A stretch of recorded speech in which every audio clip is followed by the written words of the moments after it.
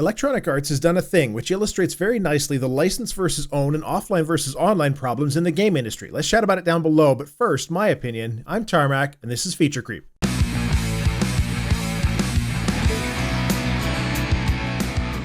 We've known for a while now that our games are licensed, and of course, online-only titles like Overwatch, various MMOs, Dota, and its clones are all entirely expected to simply be there, but are potentially something of an exception to what I'm going to talk about.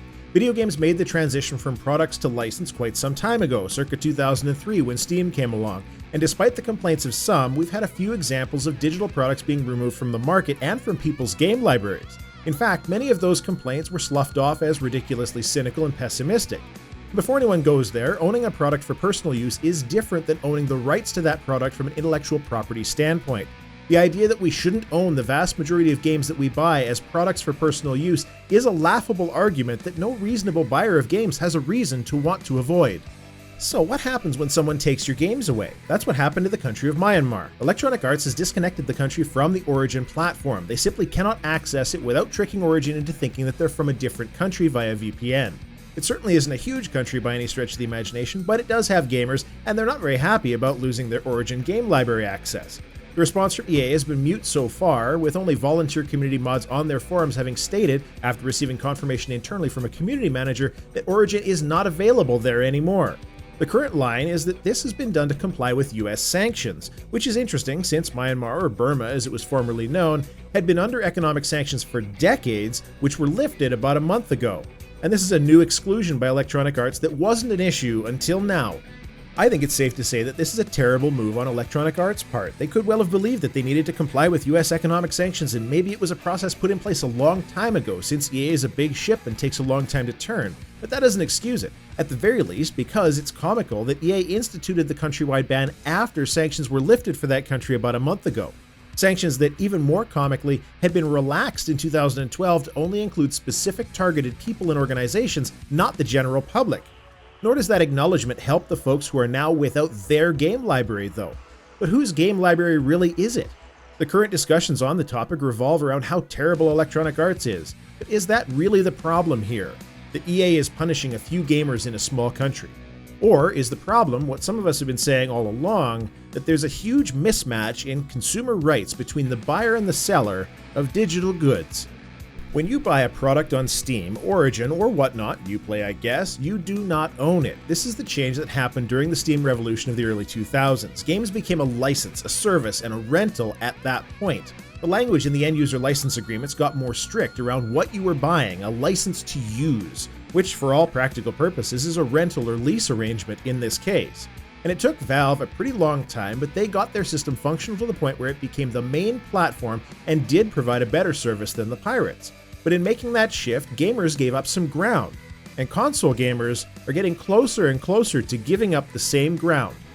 The problem with digital distribution and online authentication is that there are a large number of failure points in between the product and the consumer, which can cause a dissonance in the gaming experience. Or more simply, lots of places throughout that chain that can make it so you can't play or access your games at all. The Myanmar situation illustrates this wonderfully.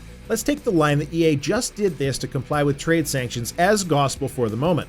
That's a perfectly valid reason for a company to do what EA did. If tensions between the US and, let's say, Cuba again for nostalgic reasons went back to the Cold War status, do you think Valve, EA, or anyone is going to be allowed to continue to do business there? Of course not, and any gamers who have bought games will now be SOL. Up until this point, every time I would point out an issue with digital distribution, the standard argument I would get is that these events are so unlikely that they're not worth worrying about. Valve could go out of business, yeah, but they won't, and besides, they've said that they'll patch out the Steam DRM if that happens. It's a common line that I see. Because of course, if Valve were going out of business, their primary concern before turning the lights out is to wipe out the Steamworks DRM, clearly. If you think that's going to happen, you're delusional. On the topic of that wonderful little line about Steam totally removing DRM, here's a little story about BioWare. This is 12 years ago now. BioWare released the Neverwinter Nights premium module, some of the first available DLC for video games. Gamers were concerned that at some point in the future the master server for Neverwinter would be shut down and people would lose access to the premium modules because they had online authentication. There was a patch that had been built that would remove the authentication check so people could keep playing in the event of a server shutdown. It was even discussed publicly on the forums, which I desperately tried to find a link back to but probably wouldn't have been able to anyways, even if they hadn't just shut the forums down. Want to guess what happened? In June of 2014, the Neverwinter Nights master server was turned off by Electronic Arts, and that DRM removal patch was never distributed. It wasn't until some clever crackers made a workaround that people were able to get past the authentication method for the modules that they had bought and paid for. Here's a short list of things that can get in the way of my game library and I have no recourse against and totally outside of my control. Trade sanctions require the company to cease business operations somewhere in the world. Internet outage anywhere between me and my ISP. Outage anywhere between Valve, EA, Ubisoft, Blizzard, and their ISP. Outage between any of the major ISPs or countries. Digital distribution platform goes out of business. Bit more real for something like UPlay, which is not doing very well. Video game company decides to shut down their servers, which cripple online functionality, but can also take the whole game down. And in all of these cases, again, I have no recourse. Nothing I can do about the games I have now lost access to. I've got to say that I'm not against digital distribution at all, in theory. What I am against, though, is the limited protections that we, friends, brothers and sisters, as gamers have against the issues that come from online authentication that is part and parcel with the distribution method. I don't think that the distribution platforms are making enough of an effort to look after their customers, as evidenced by the very nominal refund policies that we've got right now, especially with Origin currently having the best of the bunch.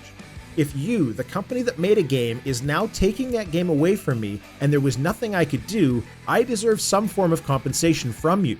Not according to the EULA, of course, because they never put that in writing, but from a moral and ethical standpoint. The people in Myanmar deserve a complete refund of their Origin library, in my opinion. We've been sold a bill of goods that is false. You're purchasing a product, a game that you totally own, that you can play for as long as it's available, we just don't actually know how long that is. Electronic Arts in particular is no stranger to taking people's games away from them. It's just that for the most part, it's been games nobody really cares about, so it doesn't get very much fanfare. They've closed numerous free-to-play games and continue to do so every few months. For major titles, EA has shut down online services for games like Crysis and Crysis 2, Battlefield 2, Battlefield 1942, several Command & Conquer games, older Battlefront games, Need for Speeds, and of course the old Neverwinter Nights master server. Why do you think I was so happy to see a LAN mode in Gears of War 4? To date, though, Electronic Arts hasn't had that many single-player titles that are online only, so these server shutdowns don't necessarily take away access to the base game.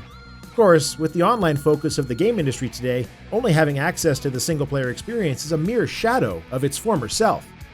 I'm working on a review for Hitman right now because they finally released the last DLC and they now have a complete version. And just as a teaser, it's a great game, but it has a significant and possibly deal-breaker problem for some.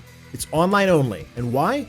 Hitman is a single-player game. It's got a campaign, but it's also got a number of online-based features relating to the contracts mode where you can build missions for other people to play, and where IO Interactive can push available missions out to the community on the whole. The reason for the online-only is because of the integrity of the online leaderboards. Of course, this doesn't actually justify why it's online-only for all game features. It could certainly have been an online optional game for those who cared about leaderboards. But no, that doesn't reduce piracy quite like Always Online does. This is a game that could be taken away from you. A single-player game that any number of failure points between you and the distributor could damage. And that's a problem. Now, certain game types simply can't avoid this, like Overwatch for example, though I think the lack of LAN game modes is an issue which could be resolved. But at the end of the day, most games out there do not need to be online only, and the reasons given for why they're made as online only are only platitudes and untrue. Online only exists for the primary purpose of DRM, which is also what Origin, UPlay, and Steam are, and any benefit for leaderboards, online chat, showing achievements to friends is a tangential benefit at best. It's a DRM-protected monetization platform, and that's not a good thing for a person who buys it because that means it can be taken away by any number of points of failure along the chain. It means that as gamers, we don't own our games, unless you buy DRM-free titles. We only rent them for an indeterminate period of time. Say what you will about the level of quality, but at least Electronic Arts' Origin Access game rental service is honest about what you get. So let's chat about the concept of game ownership. Do you believe, as I do, that games for the most part should be products, not indeterminate licenses that can be revoked? Comment down below. Feature Creep is a regular show, and I've made the decision to decouple it from a static Friday release because that was getting in the way of doing discussions on things as they happen, kind of like this. Going forward, I'll be pushing for at least one Feature Creep each week, preparing them in advance where I can, but putting out topical ones like this as new issues crop up. I'd also like to make sure that people are aware of my commitment with this series to never just parrot the news, but also try to add something of value to the discussion. There's a link in the description to my Discord server for those who want to come by and chat. That's all I have to say. Tarmack out.